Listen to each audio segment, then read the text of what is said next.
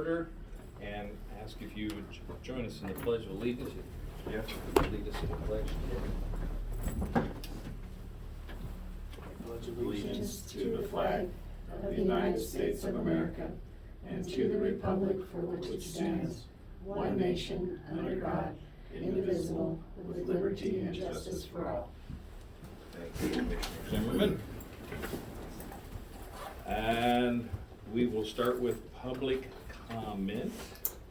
I'm going to start with, we only have two public, so Matt, do you have public comment? Yes, I do. A week or 2 weeks ago, I don't understand, I was put on the spot about asking if I had, I can't even remember what it was, approve it, or if I had any disagreements with the minutes from the previous week, I believe.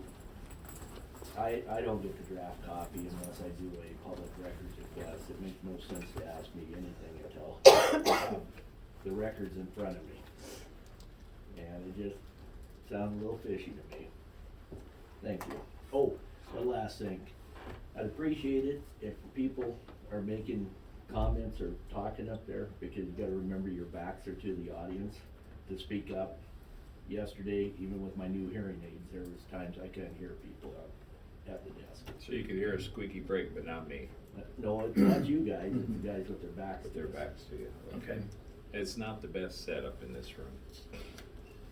Okay, any other public comments? No? Okay, seeing none, we will move on to old business, consideration decision of the minutes for January 23rd through January 27th. Commissioners have read those. I guess we can do both, and consideration of the minutes for the week of the 30th, which was a fairly simple one. So, any motions there? Motion to approve the minutes? Motion to approve. I'll second that.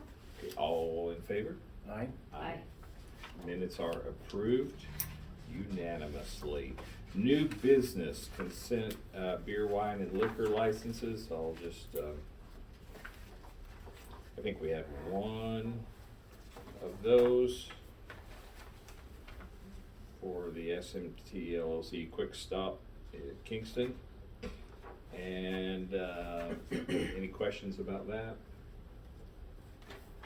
I'm keeping them in order today. Good. You'll notice that, yeah. Shoshone County prepays. I know we just got those this morning, a little bit of struggle to get through those. Entertain a motion on that particular item. I'm gonna motion to table it because we have not gone through them yet. Haven't finished. I agree. Would you second I'll that? second it. Second that. Any discussion on that? All in favor? Give us time to go through. Aye. Aye. Aye. So we're gonna table that for a week while we have time to actually read through them all. Sorry about that. Cancellation, homeowners cancellations, I don't think we have anything there.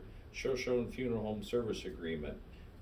Tammy, you did all the work on I that did. to save us some money, thank you. So the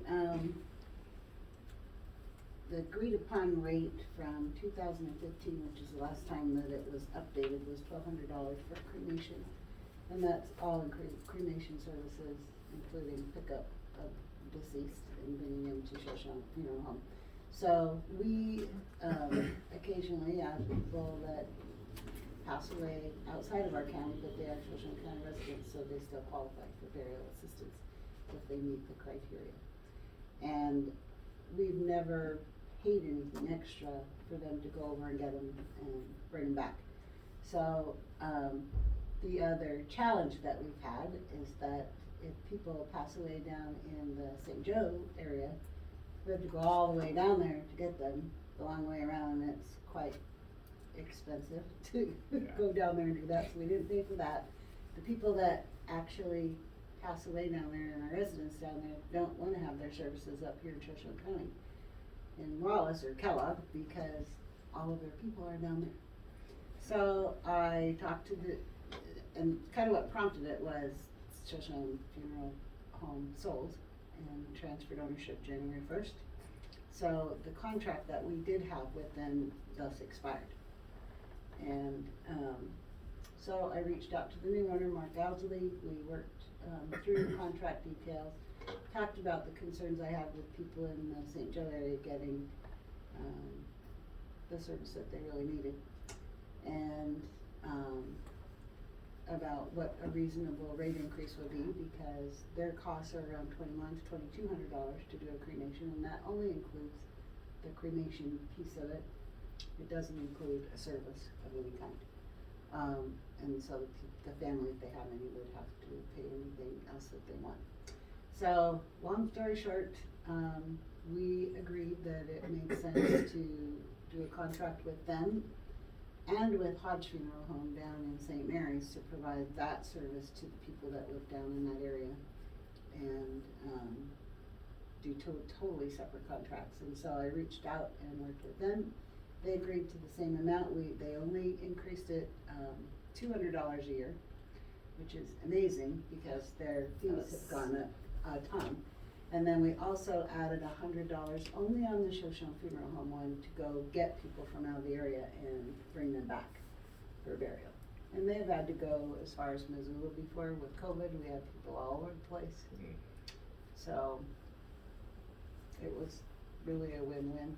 It's a yearly review on the contract, and we need to have that monitored on all of our contracts. And I'm thinking probably by the BOCC clerk, because we have all the agreements in file. We can look at those, see when they're up for review, and prompt them and say, okay, these need to be just a review again. Doesn't mean they're gonna change. But, so there are a couple, you'll see when we go through indigent pieces today, that new price is reflected on Yes. those. There was an amendment done for those, Okay. so.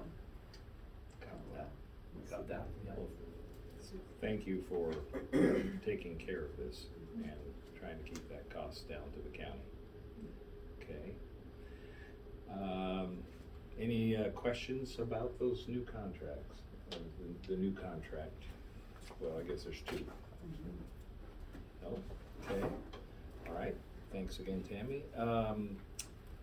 Signing the opioid settlement participation forms. I hope you guys are gonna help us with that one, because we looked at it and went, So there's 5 here, and they all are the same thing. They just have the different new, I guess. Sign, they're pharmaceutical companies Right. that have lost their suits. Right. We've already got 3 that we've gotten reimbursement on. So this is adding 5 more to it, and then this, I emailed this to you last week, and so this just kind of goes through what our percentage of what's been given to Idaho. It has Shoshone County's percentage of the opioid settlement, which has been allocated over to Panhandle Health to manage. So that's what this piece was, is it just is kind of the overview of what that looks like, what our percentage is. And then each of these is just the verbiage that's saying, yes, we wanna sign on and receive that funding from these additional 5 pharmaceutical companies who owe us money for the opioid settlement. So that's really what these are. And then, there are ties to that money that Panhandle Health will be responsible for providing opioid-related, treatments, counseling, whatever, different kinds of things they're gonna do. So when Dan Duffy comes to talk about Panhandle Health in their quarterly update, that's when we'll be asking questions of what they're doing with those funds that we're giving them, and there's several counties that are giving them the funds to Panhandle Health. So all these funds are going to them? Correct. Okay. And then they do all the grant management, and we have some Okay. applications already into them to do some education, and we're working with them on doing mental health professionals specific to the opioids. So we're working on getting that back into the county in different ways, but they're doing all of the grant management. Okay. so does that include fentanyl Everything. abuse? And this is all, All. I couldn't recall if that was an opioid. Yeah, it's all of them, it's just, yeah. Okay, all right, so signing those is our way of accepting the funds and Correct. transferring them over. Any questions from the board? No? Okay, thank you for explaining that, because if you read them, it just looks like you're signing away stuff, like, it didn't make a lot of sense, so, all right. Everybody's looked at the treasurer's statement, cash balances, Yes. seen that, okay?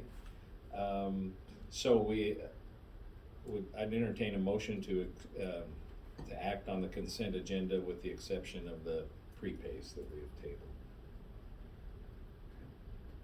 Go ahead. Entertain a You want me to make the Yeah. motion? I'll make the motion to accept the consent agenda. I'll second it. Okay, discussion, all in favor? Aye. Aye. Okay, new consent agenda passes, and then we'll have another shot at public comment, and then we'll move into executive session. So, do we have any? Yeah, what was the settlement, how much? Each one, there's percentages, so it doesn't have dollar amounts. Doesn't have a dollar. What it has is, the state is allocated a certain amount from the overall, and then that comes down to each county has an allocation, each health district has an allocation, and it's percentages. But on Idaho State, this is the National Opioid Trust that's Okay. online, so it breaks it down on what it is. What did the state get?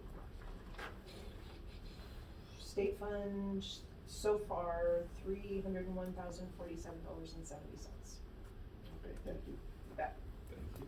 Any other public comment or question? I would like to address Mr. Beener.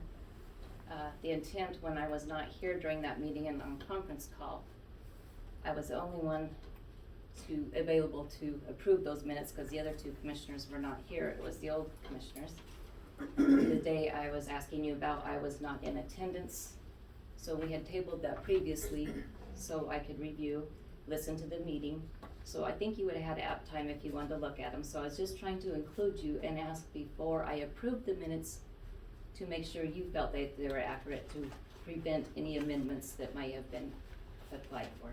Yeah, I looked at them last night, and the only one I can think of you're asking about is the ratification of the meeting, and yes, Ben made the statement, or it was in the minutes, that you had to assume, which I don't think you can assume that, but because the minutes were signed, they had to be taken as they accepted them. Well, the minutes are only signed by one person, they're not signed by a quorum until the very end of the week, I believe, so that makes sense. And the other thing is I also stated in the meeting that I had a recording from that meeting that actually showed it, but that didn't make it into the minutes. Okay. Well, yeah, as we discussed. My point was, I wasn't trying to embarrass you or point you out when I asked your question. Trying to get help. Over the phone, yeah. Or, yeah, when I was on the conference. Thank you. Okay. Well, I would entertain a motion. We need to go into executive session. Either of you care to read that so you know? I'll do a motion for executive session under Idaho Code 74206D, indigent cases, consideration and decision. Okay, roll call. Commissioner Casady? Here. Oh, Commissioner thank you. Dose? Yes? Commissioner Zimmerman? Here. All right, we're gonna go into executive session for the indigent cases. We are back in public session, and I need to entertain a motion to approve case 2023-3 as amended to account for the new contract. Do I list all the cases? Oh, numbers? sorry, we just told me Yeah. that, and I. That's okay. Okay, in addition would be 2023-1 and 2023-4, all for the same reason, because we're under the new contract. Okay, I'll make a motion to amend and approve the burial. Approve them as amended. I'll second it. Okay, all in favor? Aye. Aye. Okay, motion carries. Those three cases are approved. And seeing that, I think we will adjourn until 10:30. On those, because we're videoing, we have to make sure that they're private. That they're held private. Yeah, because somebody can zoom in on that video and see what's on there. Don't be looking at the actual paperwork. Next time I will just pull them out like this. Okay. It's a good point, those are private. Okay. Thank you, everybody. All right, thank you. See some of you at 10:30.